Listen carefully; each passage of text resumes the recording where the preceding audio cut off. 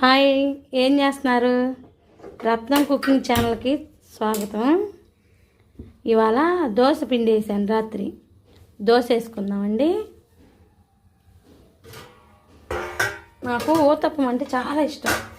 మందంగా వేసుకొని చక్కగా ఉల్లిపాయలు అట్ల మీద జీలకర్ర అది వేసుకొని తింటే భలే ఉండిద్ది.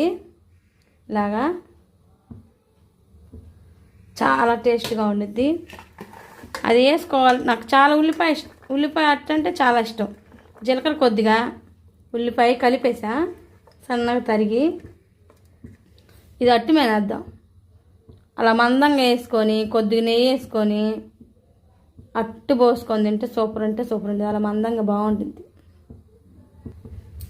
ఉల్లిపాయ జీలకర్ర కలిపిని ఇట్లా వేసుకుందాం.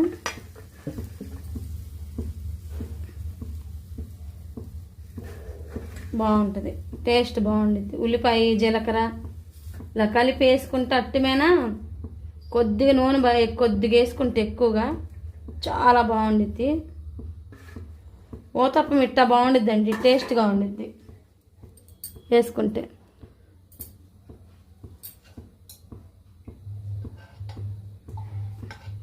నాకు కొద్దిగా నూనె ఎక్కువ ఇష్టం.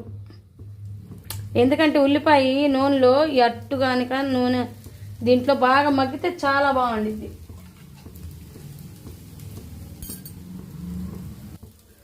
ఇవి మాత్రం కాలాలి. చూడండి మన అట్టు ఎంత బాగా వచ్చేసింది. ఇలా కాలితేనే దీనికి రుచిగా ఉండిద్ది బాగా ఊతప్పానికి.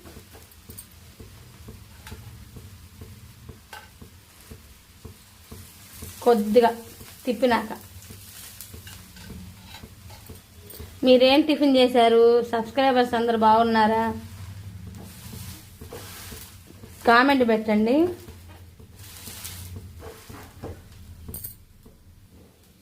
ఇటు కూడా ఇంతే.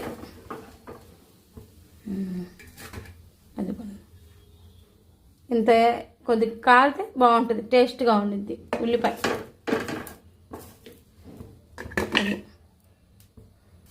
కోడిగుడ్డు అట్టు వేసుకుందాం. ఇంకోటి ఇది వేసుకున్నాక కోడిగుడ్డు అట్టు వేద్దాం. ఒకటి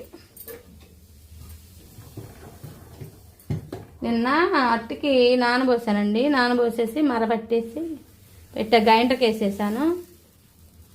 పిల్లలకి టిఫిన్ పెట్టేసి కర్రీ వండేసా. బీరకాయ టమాటా కర్రీ అట్టు పోసేసా. నిన్న